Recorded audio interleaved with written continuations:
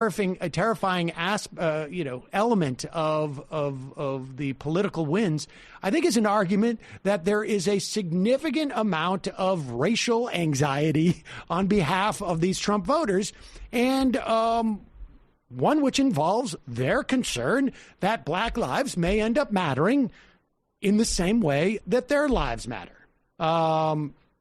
which I think there's an argument that our political class does not perceive the value of non-members of their class to be as valuable as theirs. But certainly we have evidence. In fact, we'll be talking to our guest in just a moment, Vanessa Williamson, who makes the argument that our austerity politics are born out of white supremacy. And I think it's a pretty strong argument. But geez, if that's Grothman's defense, I'd hate to see his advocacy for Cori Bush. We're going to take a quick break. Like I say, we'll be back with Vanessa Williamson, who's written a fascinating piece in Dissent magazine, The Austerity Politics of White Supremacy. We'll be right back after this message. And this message today is from our sponsor, BetterHelp. BetterHelp Online Counseling. They're giving our audience 10% off their first month when you go to BetterHelp.com/Majority Report. BetterHelp gives you access to your own fully licensed and accredited therapist via phone, chat, or video.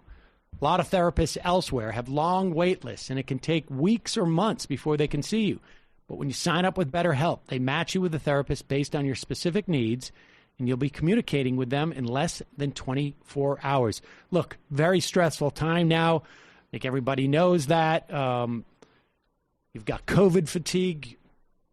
You've got fatigue, general fatigue. I think we both have those things. COVID fatigue, yes, absolutely. All of that. And now is a good time to get some therapy, and obviously now is not a great time to do it in person. BetterHelp gives you access, like I say, to your own fully licensed and accredited therapist through phone, chat, or video. Once BetterHelp connects you with a therapist, if you don't think it's a good fit, you can change at any time for any reason, no additional cost. They have thousands of licensed therapists. They have them from all over the country, and you have easy access to them. So they have therapists with specialties that may not even be available in your area. BetterHelp also tends to be more affordable than therapists you find through traditional means. You don't have to have insurance to get BetterHelp, and they have financial aid options for those who qualify. BetterHelp is giving everyone in our audience 10% off your first month when you go to BetterHelp.com/Majority Report. That's BetterHelp, HELP.com/Majority Report. And while we're talking about remote medicine, a lot of people have been putting off seeing a doctor. Not a good idea. If making a doctor's appointment feels like a chore, if it's difficult for you, PlushCare is here for you. They make it super easy to schedule an appointment and to see a doctor so you can prioritize your health hassle-free. PlushCare provides virtual doctor appointments through your smartphone or your computer. You just pick a time that works for you. You book an appointment online. No more waiting or hold time sitting in a crowded waiting room. Last thing a lot of people want to do at this point. With PlushCare, you can be diagnosed, treated, and even have a prescription sent to your pharmacy of choice within minutes. PlushCare accepts most major insurance carriers, is available in all 50 states. PlushCare doctors are available to help you right now. PlushCare makes it easier than ever to take care of yourself inside and out. You can start your membership today. Go to plushcare.com/majority. You can start a 30-day free trial. That's a free 30-day trial. PlushCare, PlushCare.com, plushcare.com/majority for a 30-day free trial. plushcare.com/majority. And lastly, I don't know why I get so uncomfortable talking about this. People get uncomfortable talking about it, but, it's 2021. It's a new day. Some might say. I'm worried about what you're going to say. New rear. Oh. Right. You don't just make a commitment to wash your hands every time you go to the bathroom. Go the extra mile, and you wash your butt. Yep. The brand new Hello Tushy 3.0 modern bidet attachment is finally here. It's stylish, it's eco-friendly, it's easy to install, and affordable. I can only imagine. I have the 2.0, and that was super easy to set up. People love it when I do these ads too. Mm-hmm. You know, it's Kyle's fault. Because Kyle told me early on in the COVID thing, when there was that run on toilet, it was like, we got a bidet. It's changed my life. And I'm like, you know, we're talking to Hello Tushy. Hello Tushy 3.0 doesn't just cleanse your butt with a precise stream of fresh water. It cleans itself before and after it's used with the Smart Spray automatic self-cleaning nozzle. It attaches to your existing toilet. It's super easy to set up. It doesn't require any electricity. Doesn't require additional plumbing. It cuts toilet paper use by 80%. So the Hello Tushy bidet pays for itself within a few months. With Hello Tushy, you don't wipe it all. You just poop, spray, dry, and go. And sanitation is simple. The Schmutz Shield offers easy cleaning. The knobs are naturally antimicrobial. Plus, every Hello Tushy bidet attachment comes with a 60-day risk-free guarantee and a 12-month warranty. You can upgrade to the 3.0 model if you're already hooked on Hello Tushy, or if you're new to the revolution, join millions of happy customers right now and have a clean butt with every flush.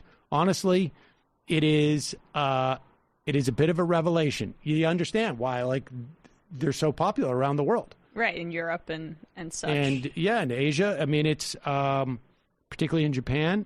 I don't know. I used to go into bathrooms to see a bidet, and I was just like, I have no idea what this is. I would never in a million years. Right. And I did, and I'm not going back. Go to hellotushy.com/majority to get 10% off plus free shipping. This is a special offer for our listeners. HelloTushy, TUSHY.com/majority for 10% off. HelloTushy.com/majority. And lastly, we have new merch in our merch shop. Shop.majorityreportradio.com. It's official? It's official. I don't have it with me. We've got a gray winter beanie and a black winter beanie. Nice. One has the logo. One has the logo plus, like the Peeping Sam head. And brand new T-shirt, long sleeve T-shirts. Nice. Best of left T-shirts. Long sleeve. Left is best, you mean? Yeah. Yeah, best of Left is best. Right. Well. Yeah. Oh, it reminds me. I got a best of left I want to mention tomorrow. They've got a great episode up about secession and insurrection, I should say. Nice. And also, lastly, got an email from listener Mark. Says, hi, I'm our crew. He got this morning. He's got a Posit T-shirt, and he doesn't IM, but he wanted to share and ask for a shofar to wish him happy birthday.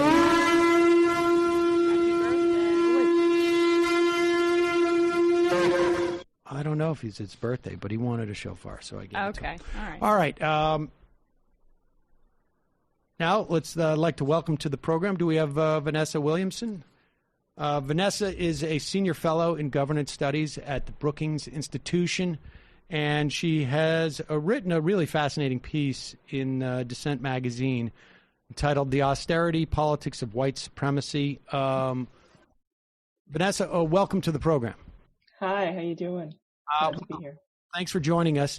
So this is really, it dovetails nicely. We spoke yesterday to Adam Gentleson, who has recently written a book about the Senate and the instrument of the filibuster, which ostensibly, really came largely out of a version of white supremacy and sort of was dovetailed with this idea of having an elite, an economic elite, if you will, control essentially and prevent the masses from having some type of political power. And your piece tells a similar story, but with a different device. Tell us where this story begins and what was the impetus for this development of taxpayer concerns. Well, that's a great question. I think that for me, the question began as I was years ago studying the Tea Party, and I noticed how sort of deeply ingrained in their rhetoric this idea of being a taxpayer was. And, it was fascinating to me because being a taxpayer is mandatory. It's a strange thing to hang your hat on, right? So that was what got me interested in thinking about taxpayer identity, especially on the right. And as I looked into it deeper, it turned out this doesn't just date back to Reagan, which we can all imagine in the sort of hardworking taxpayer as the opponent of the welfare queen, or even back to Goldwater. It dates back all the way to Reconstruction, right? And so, literally, at the very origin of the first effort of the United States to have a multiracial democracy, when Confederates reorganized themselves to retake power in the South, they did it as taxpayers, right? They claimed to, in fact, quite remarkably, to suddenly, not see color. And this wasn't a matter of color anymore. It was a matter of the taxpayers not getting a fair shake. And what was amazing is how effective that language was. Okay, so let's walk through this because it really is. I mean, I have, and I think listeners of this program know that I have become over the past couple of years just obsessed with Reconstruction and how so much of our present day politics were born in that era and have sadly, in many respects, the dynamic is very similar. Let's go back to South Carolina. You focus on South Carolina. Why South Carolina at this time?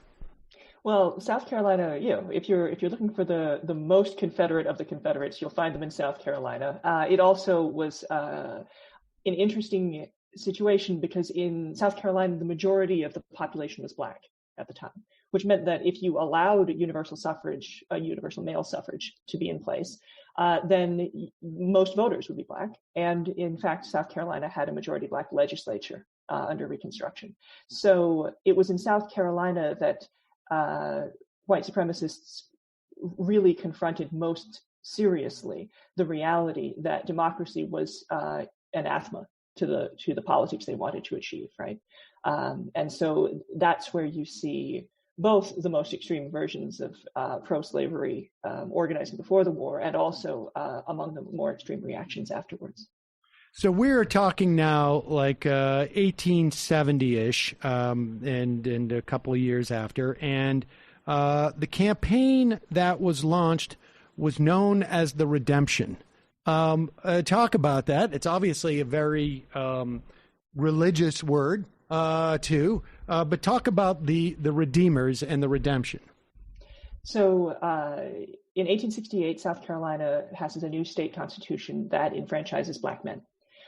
They elect people to office. You get, as I said, the first time a majority Black legislature in South Carolina. And almost immediately, the opponents of Black freedom start organizing. And they organize in a number of different ways, eventually turning to extreme campaigns of violence and intimidation of Black voters. And by 1876, the Reconstruction is over, right? But the way that they organize is really interesting. Their first campaigns, they tried to motivate.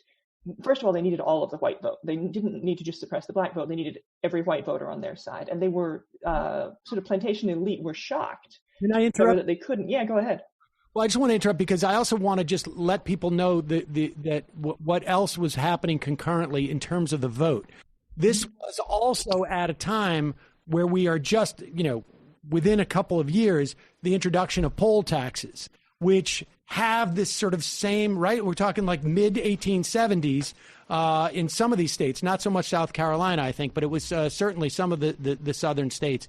And there was multi-pronged efforts to make sure that this notion of universal suffrage, at least amongst men at that time, was not going to kick people, the wealthy, basically out of power. And so there's a couple of different, I just want to make sure that people understand the concurrent forces that were acting here. There was a lot of different things that were being tried to maintain power of these, basically the slave owner class.